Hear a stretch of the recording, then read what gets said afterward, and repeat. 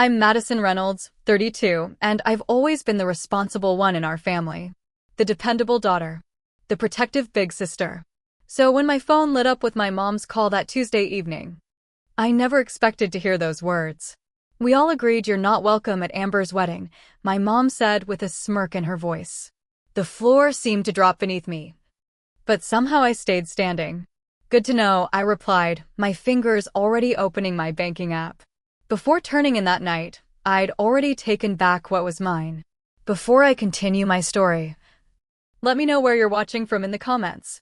Hit that like button and subscribe if you want to hear how I turned my family's betrayal into the best decision of my life. Growing up in our modest home in suburban Minneapolis, I learned early on that being the oldest meant carrying extra weight. My sister Amber was always the charmer, the beauty, the one who could talk her way out of anything with a smile and a sweet, "I'm sorry." 3 years younger than me, she had mastered the art of getting what she wanted by age 7. Our parents' marriage had always been rocky, but the final blow came when I was 15 and Amber was 12.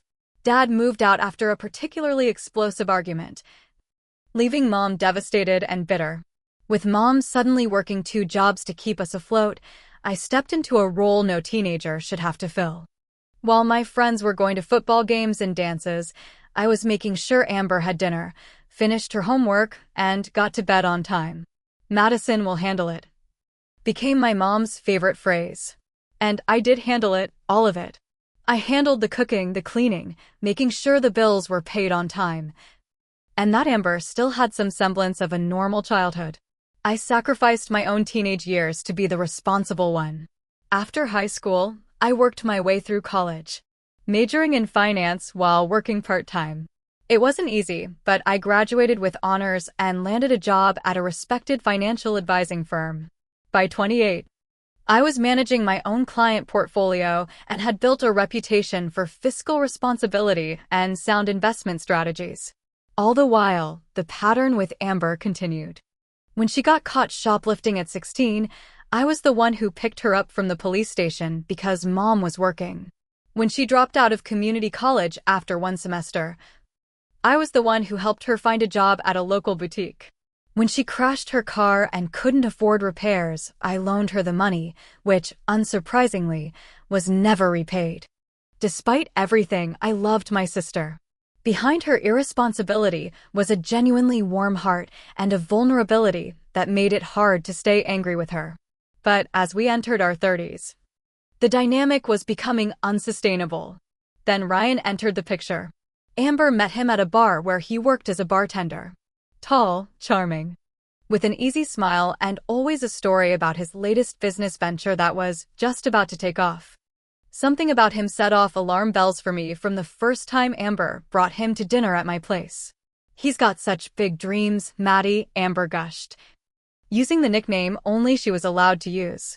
"He's going to open his own sports bar next year. He just needs some investors." I noticed how Ryan's eyes flickered with interest when Amber mentioned I was a financial advisor. Throughout dinner, he peppered me with questions about my work, my clients, my own investments. I answered vaguely, uncomfortable with his probing. After they left, I did some digging. Nothing concrete emerged.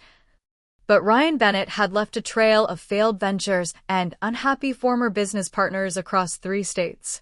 Nothing illegal, just enough of a pattern to concern me. When Amber called 6 months later, squealing about the princess-cut diamond on her finger, I forced a smile into my voice and congratulated her. When she and my mother started planning an elaborate wedding that neither could afford, I bit my tongue. And when they both turned to me with expectant looks over brunch, I reluctantly agreed to help fund the ceremony. "And the honeymoon," my mother added, not even phrasing it as a request. "They deserve something special." I thought about all the unpaid loans, the countless times I'd bailed Amber out, the fact that at 29 she still couldn't hold down a steady job for more than a few months. But I agreed to that too. The wedding planning brought out the worst in everyone. Amber transformed into a full-blown bridezilla, obsessing over details and throwing tantrums when things didn't go her way. My mother enabled her at every turn, repeatedly telling me, "It's her special day, Madison. Stop being so critical." The final straw came 2 weeks before the wedding. I overheard Ryan on the phone outside my apartment, clearly discussing some kind of bet. When confronted, he shrugged it off as just a game with friends. But the furtive way he'd been speaking told me otherwise. Later that night, I gently tried to broach the subject of Ryan's possible gambling with Amber. "You've always been jealous of my happiness," she snapped, her face contorting with anger. "Ryan's nothing like the boring men you date. He's exciting. He takes risks. That's what I love about him." "There's a difference between taking risks and being reckless with your future," I replied. Amber stormed out, and I was left with a sinking feeling that this wedding was going to be the beginning of a disaster, not a happily ever after. Tuesday evening. I had just settled on my couch with a glass of wine and my laptop to review some client portfolios when my phone rang. Seeing my mother's name flash across the screen, I sighed, bracing myself for another wedding crisis. "Hello," I answered, trying to keep my tone neutral. "Madison." My mother's voice was cold, colder than I'd ever heard it. "We need to talk about the wedding." "What now? Did the florist cancel? Is there a problem with the venue?" I asked, already mentally calculating how much more money this latest crisis would cost me. "No, nothing like that."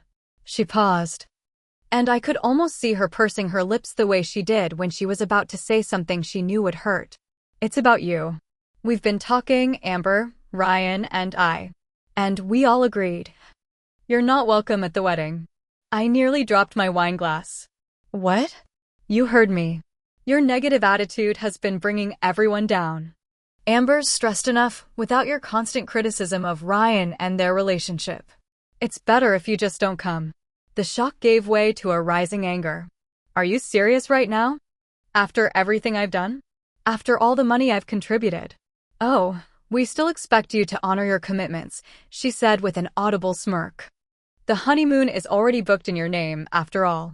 And you promised." I sat in stunned silence, my mind racing through every sacrifice I'd made for this family. Every time I'd put Amber's needs before my own. Every dollar I'd spent cleaning up her messes. "Madison? Did you hear me?" my mother prompted.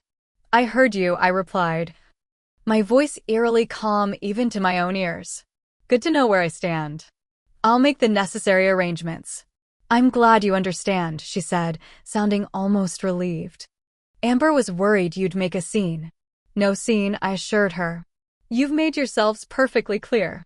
After hanging up, I sat motionless for several minutes, processing what had just happened.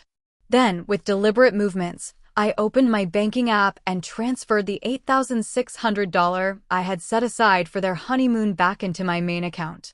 Next, I logged into the airline website and canceled the first-class tickets I had booked in their names.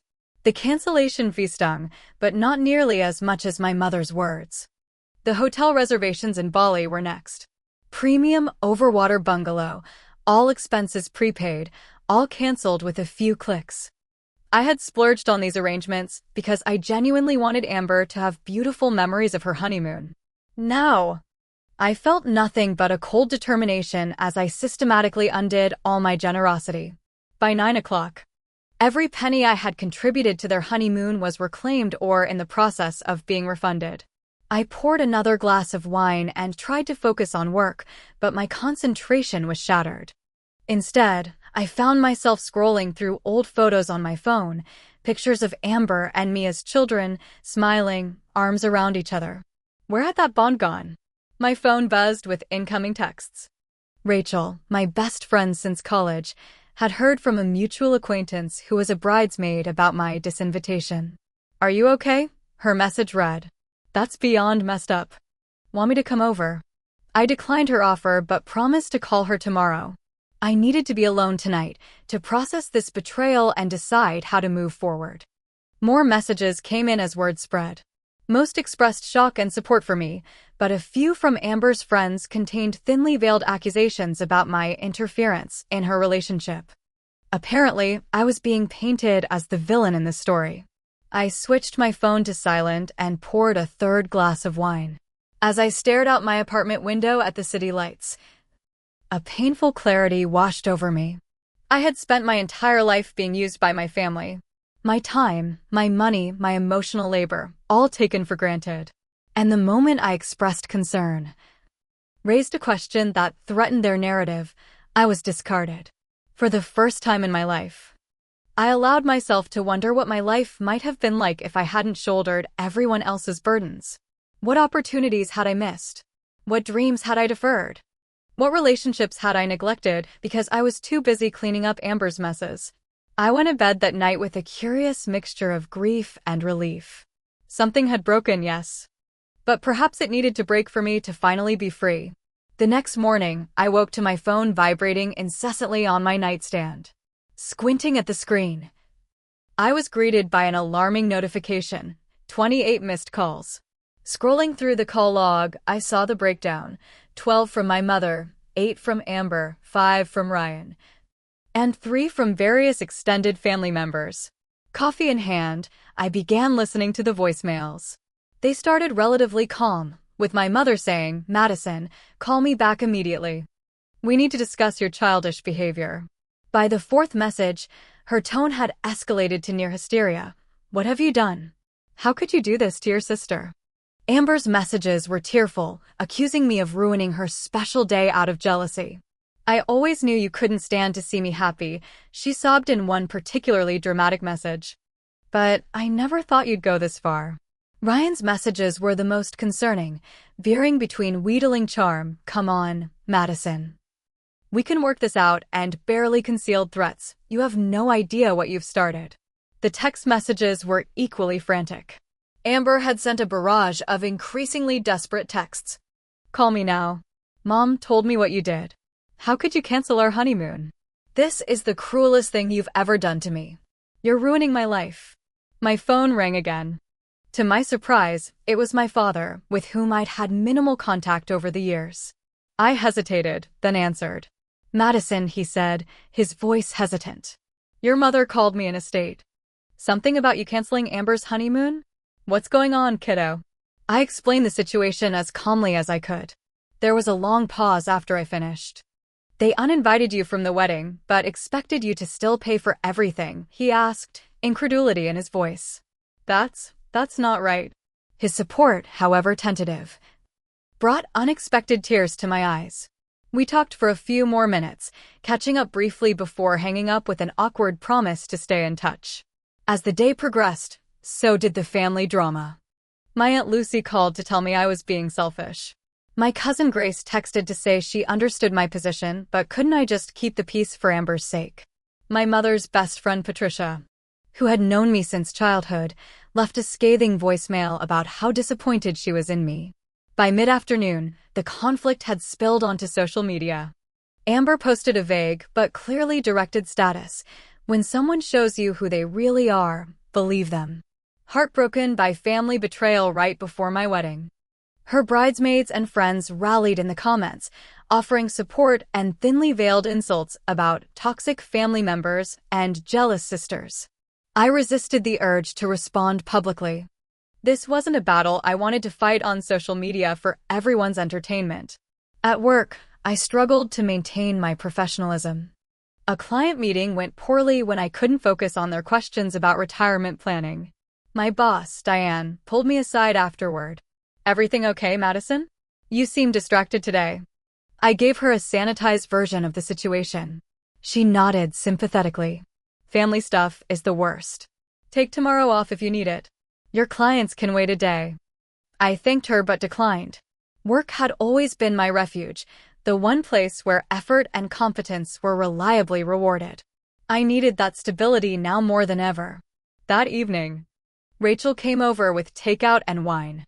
As my oldest friend, she had witnessed the Madison-Amber mom dynamic for years and had never hidden her opinions about how they treated me.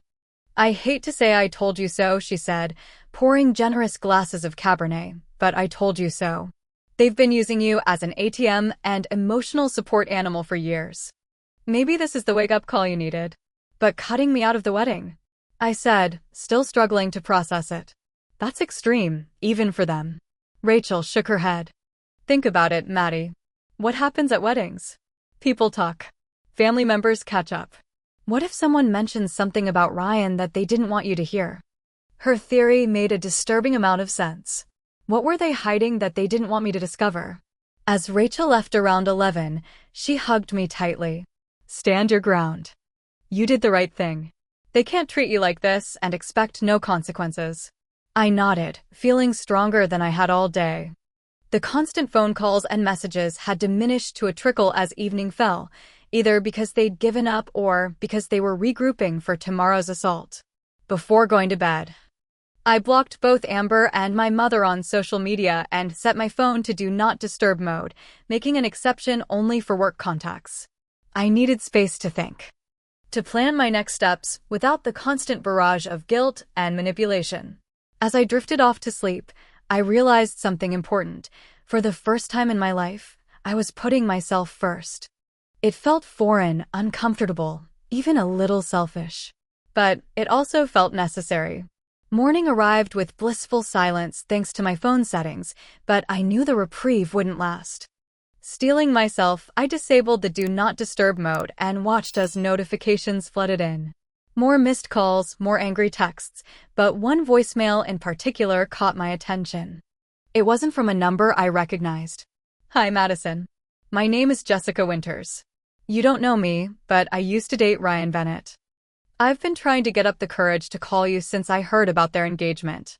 There are things you need to know about him, about what he's planning. It's not just about the wedding. Please call me back. It's important.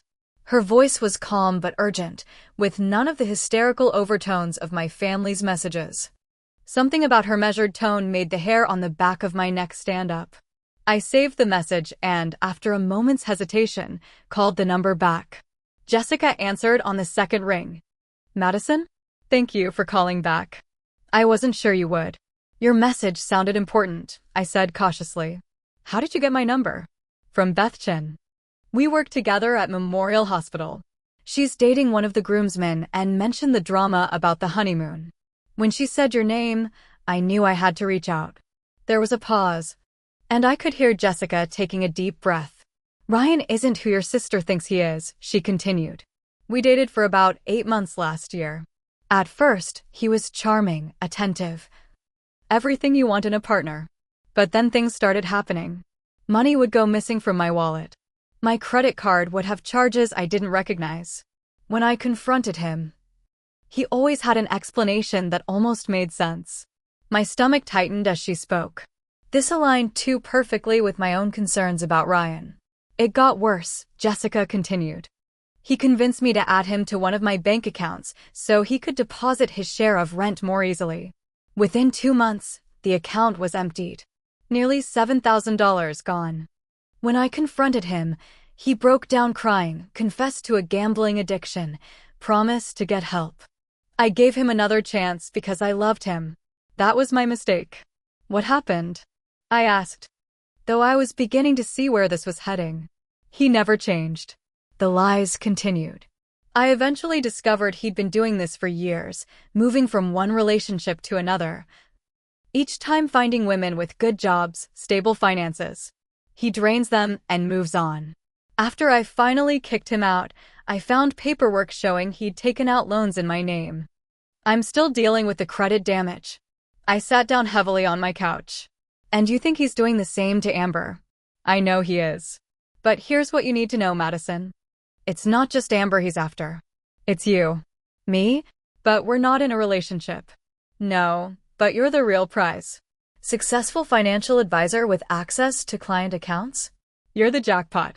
Amber is just his way to get close to you. I felt physically ill. But they're getting married in 10 days. That's part of the plan. From what I've heard through mutual friends, they were planning to use the honeymoon to clean you out. Ryan has a friend who's good with computers. Once they were abroad, they were going to access your accounts somehow. I don't know all the details, but I know their Bali trip wasn't just about sunbathing and my ties. My mind raced back to all the times Ryan had asked questions about my work, about my clients, about my own financial arrangements. How Amber had borrowed my laptop several times in recent months. The honeymoon I had so generously funded and booked in my name, with my credit cards attached to the reservation for incidentals. I need to look into this, I said, my voice sounding distant to my own ears. Thank you for calling me Jessica. Be careful, she warned. Ryan can be dangerous when cornered. And Madison? There are others like me. At least 4 that I know of. We've been in contact, comparing notes. It's how we realized this is his pattern. After hanging up, I spent the next several hours in a focused frenzy of investigation. I called my bank and credit card companies to check for suspicious activities and strengthen security measures. I reviewed all my accounts for unfamiliar transactions. I changed every password I had, enabled 2-factor authentication wherever possible, and froze my credit. Then I dug deeper into Ryan's past. With some help from a college friend who now worked in corporate security, I uncovered a trail of financial manipulation stretching back nearly a decade. Different names sometimes, Ryan Bennett, Ryan Benoit, R.J. Benson, but the same modus operandi. Charm, romance. Financial entanglement, theft, disappearance. Rinse and repeat. Most disturbing of all was what I found when I searched through some old emails from Amber. She had forwarded me a photo of their wedding invitation proof months ago. I had saved it without paying much attention at the time. Now, looking at it with fresh eyes, I noticed the wedding website URL listed at the bottom. On a hunch, I visited the site and clicked on the registry link.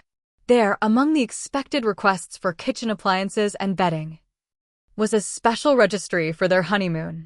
Help us make memories in beautiful Bali, the page proclaimed, with options to contribute to excursions, spa treatments, and romantic dinners. The same honeymoon I had already fully funded.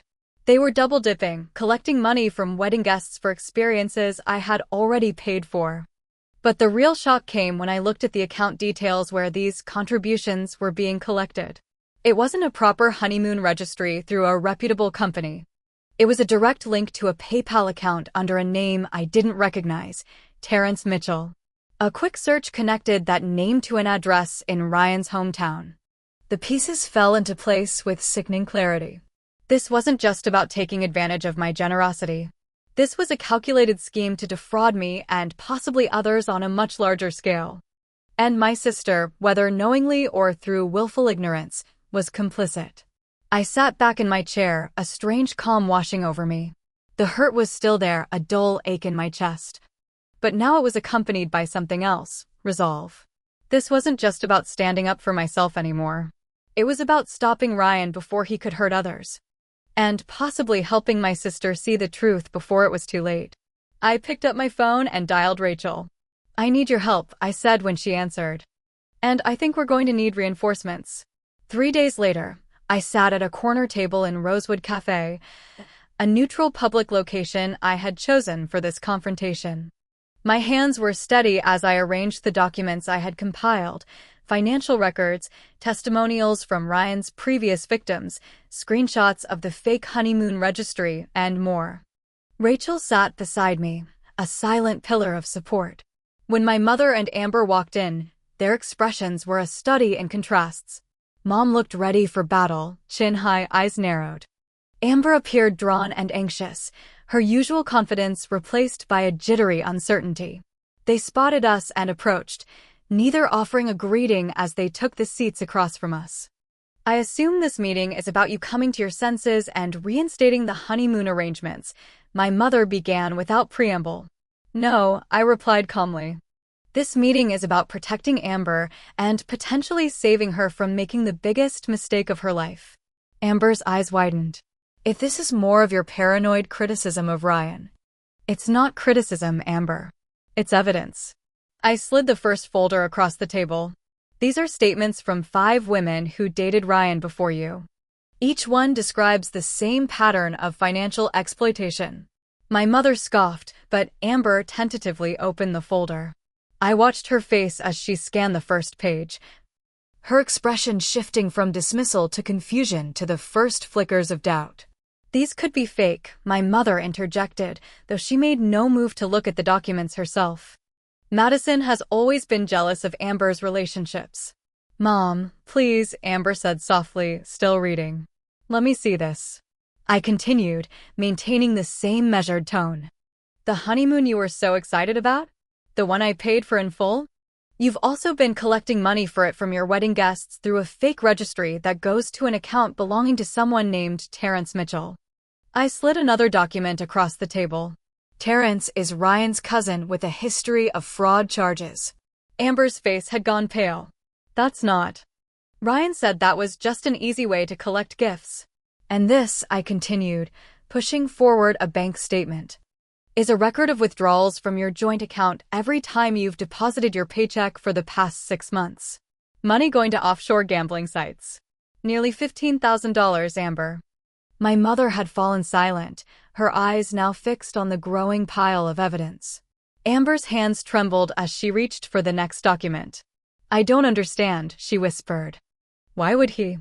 The cafe door opened, and Ryan himself strode in, his handsome face set in a concerned expression that didn't reach his eyes. There you are, babe. Your mom texted me you were meeting Madison. I thought I should join. He glanced at the table, taking in the scattered papers, and something hardened in his gaze. What's all this?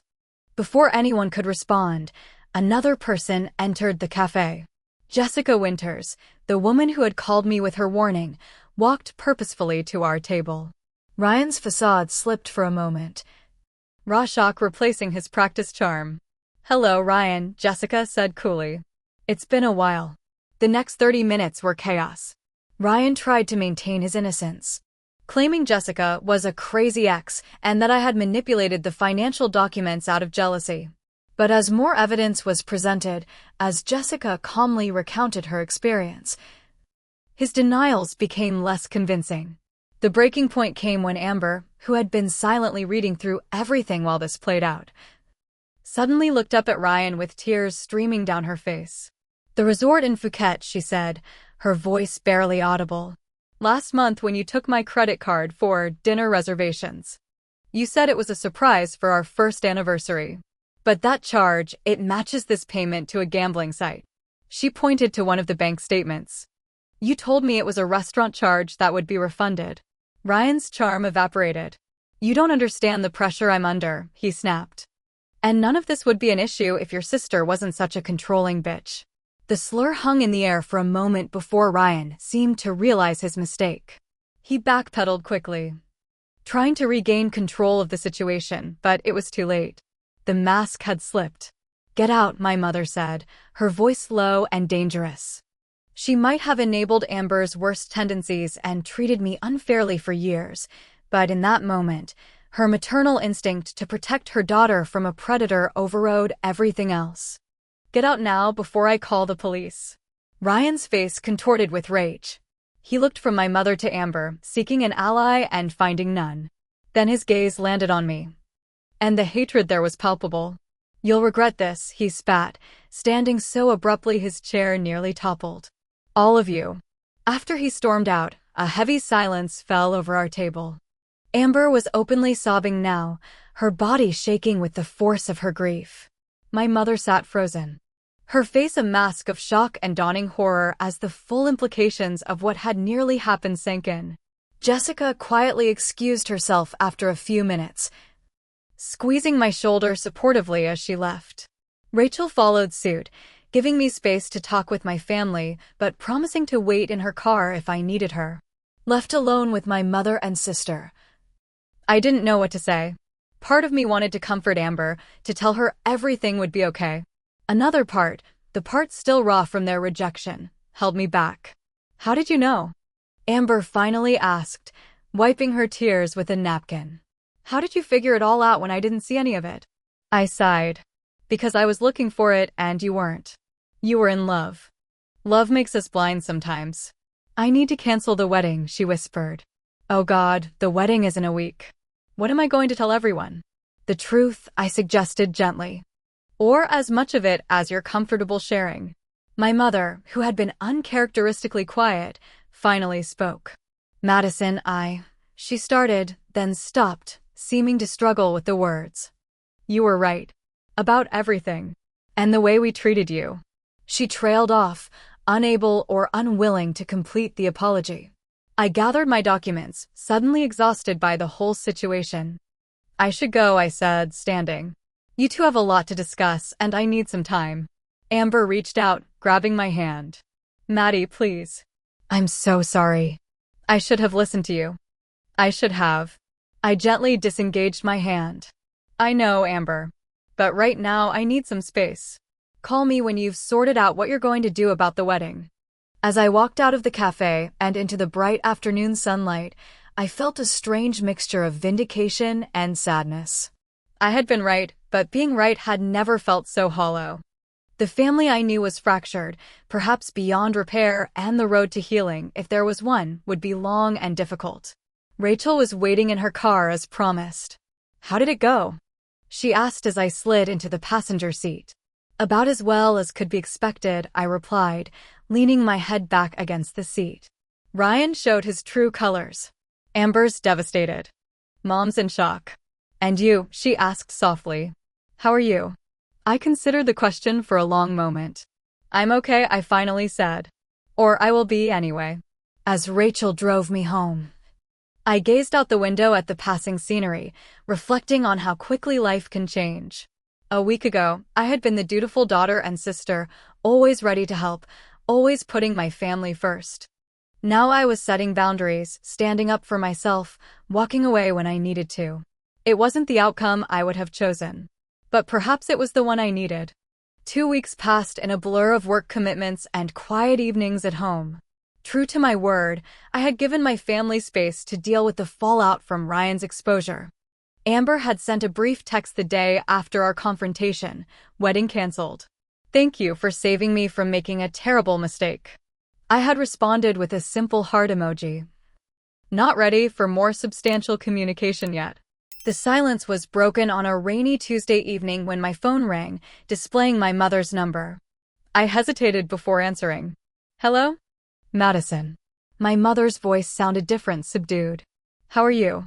I'm fine, I replied, keeping my tone neutral. How are things there? Challenging, she admitted. Amber's been staying with me. She's struggling. The humiliation of canceling the wedding, returning gifts, explaining to everyone what happened. It's been hard on her. I made a non-committal sound, waiting for her to continue. I owe you an apology, she said after a pause, the words clearly difficult for her. What I said to you, how I treated you.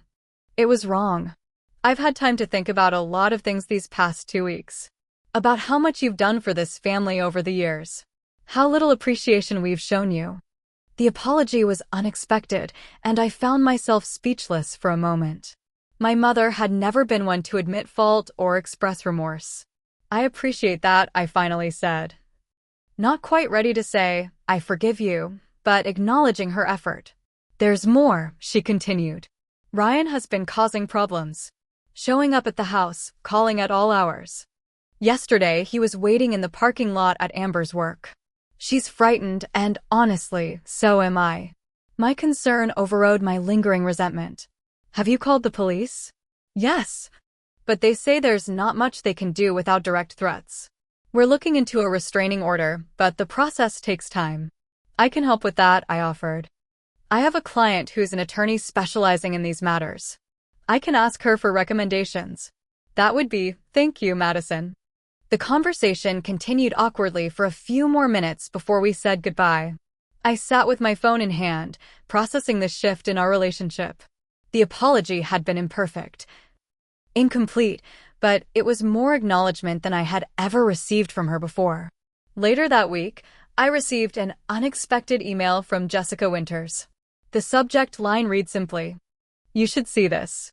The email contained links to several social media accounts belonging to women in neighboring states, all sharing warnings about Ryan Bennett and his aliases. It seemed Jessica had been busy, connecting with more of Ryan's victims and encouraging them to speak out. The most recent post included a blurry photo of Ryan with another woman. Dated just 3 days ago, captioned, "Already moving on to his next target. Ladies in the Minneapolis area, beware." I forwarded the email to Amber with a gentle note. Thought you should know you're not alone. Many women have been through this. There are support groups if you're interested. Her reply came within minutes. Thank you. Can we meet for coffee sometime next week? I miss you. The simple admission of missing me pierced through some of the armor I had built around my heart. Of course, I wrote back. Name the time and place. The following Monday brought another surprise. A detective from the Financial Crimes Unit called, requesting a meeting to discuss Ryan Bennett. We've been building a case against him for some time, Detective Powell explained when we met at the police station. Your documentation and the connections you've made with his other victims have given us the evidence we needed to move forward with charges. I provided a detailed statement, sharing everything I had discovered about Ryan's schemes. The detective listened attentively, occasionally asking clarifying questions. You've likely saved many women from becoming his victims, she said as our meeting concluded. Including your sister. I just did what anyone would do, I demurred. No, she said firmly. Most people would have walked away after being disinvited from the wedding. You chose to dig deeper, to find the truth even when it was painful. That's not common, Ms. Reynolds. That's extraordinary. Her words stayed with me as I drove home, casting my actions in a different light. I had acted out of love for my sister, despite everything. That evening, an envelope arrived by courier. Inside was a handwritten letter from Amber. Dear Maddie, it began. I've started this letter a dozen times, and no opening seems adequate. I'm sorry, doesn't begin to cover what I need to say to you, but it's where I have to start. I'm sorry for not listening to you. I'm sorry for the horrible things I said. I'm sorry for taking you for granted all these years. The letter continued for several pages, a raw, honest accounting of her feelings and reflections. She wrote about the shame of realizing how blind she had been, the grief of losing the future she had imagined, the fear of facing Ryan's escalating behavior. But most significantly, she wrote about wanting to rebuild our relationship, to earn back my trust, to become the sister I deserved. I'm in therapy now, she wrote toward the end. Trying to understand why I keep making the same mistakes, why I've treated you the way I have. It's not easy facing these truths about myself, but it's necessary. I hope someday you can forgive me. But I understand if that takes time. I read the letter twice, tears streaming down my face. Then I picked up my phone and called her. Did you mean it? I asked when she answered. Everything in the letter. Every word, she said, her voice thick with emotion. I've been terrible to you, Maddie. I don't deserve your forgiveness, but I'm asking for a chance to earn it. I'd like that, I said softly. I'd like to try. We talked for over an hour, more openly than we had in years. There were difficult moments, painful truths acknowledged, but also laughter and reminiscences of better times. By the time we hung up, something had shifted. The fracture wasn't healed, but the healing had begun. The next few weeks brought more changes.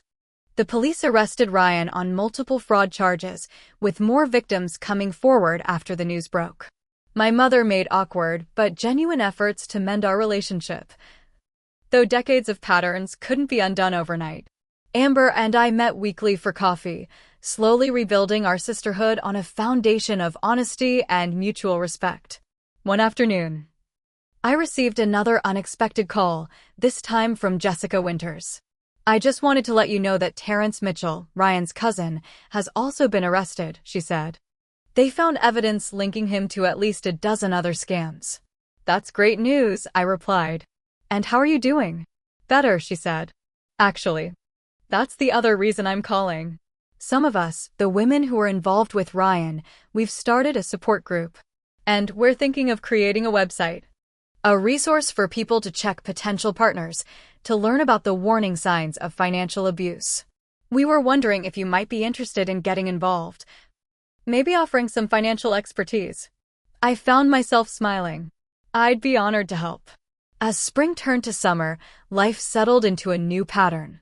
The relationship with my family was a work in progress, with steps forward and occasional steps back. But there was a newfound honesty between us. A willingness to acknowledge past hurts and work toward healing. The support group Jessica had mentioned grew rapidly, and I found unexpected fulfillment in volunteering my financial expertise to help women rebuild their lives after economic abuse. My professional knowledge, combined with our collective experiences, created a powerful resource for others facing similar situations. In July, I received a simple text from Amber. Dinner at Mom's on Sunday? She's making your favorite lasagna. I smiled at the phone, typing back, "I'll bring dessert." It wasn't perfect. We were all still learning, still growing, still figuring out how to be a family with healthy boundaries and genuine respect. But for the first time in my life, I felt truly seen by my mother and sister. Not as the reliable one, the responsible one, the one who would handle everything, but as Madison, a woman with her own needs, feelings, and boundaries. And that was worth more than any wedding invitation. 6 months after the confrontation at Rosewood Cafe, I stood on the balcony of my new apartment, watching the sunset paint the Minneapolis skyline in shades of gold and pink. The move had been one of many changes I'd embraced since that fateful phone call from my mother. New home, new perspective, new boundaries, new me. My relationship with Amber had evolved in ways I never could have anticipated. After several months of weekly coffee dates, we had progressed to more meaningful interactions. She had completed an intensive therapy program focused on codependency and was now working steadily at a marketing firm where her natural charm and creativity were assets rather than distractions. "I never realized how much I defined myself by who I was dating," she told me during one of our heart-to-heart talks. "It was easier to be Ryan's fiancé than to figure out who Amber Reynolds actually is." Watching her discover her own strength and identity had been one of the most rewarding aspects of this difficult journey. She still had moments of insecurity, still occasionally slipped into old patterns, but she caught herself faster each time. My mother's journey had been more complicated. Decades of established dynamics don't change overnight. And there were times when she reverted to her old controlling behaviors or subtle manipulations. But there were also moments of genuine growth. Like when she apologized without qualification after making a dismissive comment about my career during a family dinner. "I'm proud of you, Madison," she had said afterward. The words clearly unfamiliar on her tongue. "I haven't said that enough over the years, but I am. You've built an impressive life for yourself." We were still finding our way. Establishing a relationship based on mutual respect rather than expectation and obligation. It wasn't always easy, but it was authentic in a way our previous interactions had never been. The legal proceedings against Ryan had concluded with a 5-year prison sentence for fraud and financial exploitation. The case had grown as more victims came forward, painting a picture of a man who had spent over a decade preying on women's trust. Jessica's support group had been instrumental in building the case against him, providing a safe space for women to share their experiences and gather evidence. My involvement with the support group had deepened over time. What began as occasional financial advice had evolved into a structured program helping survivors rebuild their credit and financial independence after exploitation. I had even been interviewed for a podcast about financial abuse, an experience that pushed me far outside my comfort zone but allowed me to reach more women who needed help. The doorbell rang, interrupting my reflections. I smiled, knowing who it would be. Rachel and Jessica had become unlikely friends through all of this, and the three of us had started a tradition of monthly dinner gatherings. "We come bearing wine and gossip," Rachel announced when I opened the door, holding up a bottle of Pinot Noir. Jessica followed with a grocery bag and ingredients for that pasta dish you loved last time. As we moved around my kitchen, preparing dinner together, I was struck by how this friendship had become one of the unexpected gifts from the whole ordeal. Jessica, with her quiet strength and medical insight, complemented Rachel's outspoken loyalty and creative spirit. The three of us had formed a bond that felt like family, but healthier than the one I'd been born into. "So," Jessica said as we settled at the table with our food and wine, "I have news. The website launches next week. Financial autonomy now, complete with resources, warning signs, and legal guidance for anyone dealing with economic abuse."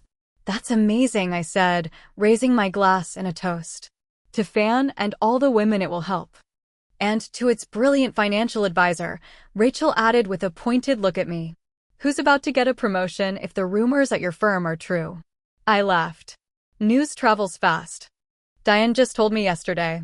The conversation flowed easily through dinner, touching on work, relationships, the support group, and plans for the future.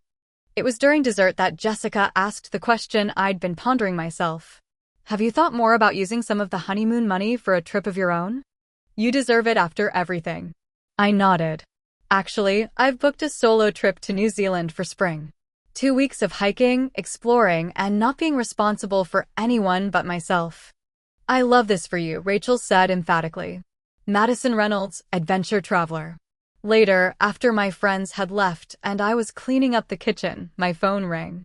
My mother's name appeared on the screen. 6 months ago, that sight would have filled me with dread and obligation. Now, I felt a calm neutrality as I answered. Hi, Mom. Madison. I hope I'm not calling too late. Her voice held a tentative quality that still surprised me. I wanted to talk to you about Thanksgiving. I know it's still a few weeks away, but I was hoping you'd join us. Amber's cooking this year. She's taking a culinary class at the community center. I smiled at this evidence of Amber's continuing growth. That sounds nice. What can I bring? Just yourself, she said. Then, after a pause, and maybe that apple pie you made last Christmas? If it's not too much trouble. I can do that, I agreed. Looking forward to it. After we hung up, I stood for a moment reflecting on how far we'd come. The relationship wasn't perfect. There were still moments of tension. Old wounds that occasionally reopened. But we were trying, all of us, to build something healthier than what we had before. That night, as I got ready for bed, I caught sight of my reflection in the bathroom mirror. The woman looking back at me seemed different somehow. More confident. More at peace. The past 6 months had been a journey of rediscovery. Of learning who Madison Reynolds really was when she wasn't defined by her family's needs and expectations. I had discovered I was stronger than I knew, more resilient than I gave myself credit for. I had learned that setting boundaries wasn't selfish but necessary. That helping others shouldn't come at the expense of helping yourself. That sometimes the most loving thing you can do for someone is to let them face the consequences of their actions. Most importantly, I had learned that family, true family, is built on mutual respect and care, not obligation and guilt. Sometimes that family includes people you're related to by blood. Sometimes it doesn't. What matters is how you treat each other, how you support each other's growth and well-being. As I drifted off to sleep that night, I felt a profound gratitude for the painful awakening that had led me here. That terrible phone call. The words, "You're not welcome at the wedding," had ultimately opened the door to a new chapter of my life. One where I was the author of my own story. Not just a supporting character in someone else's. It wasn't the path I would have chosen, but it had led me exactly where I needed to be. What about you? Have you ever had to make a difficult choice between keeping the peace and standing up for yourself? How did you handle it? Leave a comment below sharing your experience. If this story resonated with you, please hit the like button and subscribe to hear more stories about finding strength in unexpected places. And if you know someone who might need to hear this message, share it with them. Sometimes the stories that help us heal come from the most unexpected places. Thank you for listening, and remember, your worth isn't determined by how much you do for others, but by how true you are to yourself.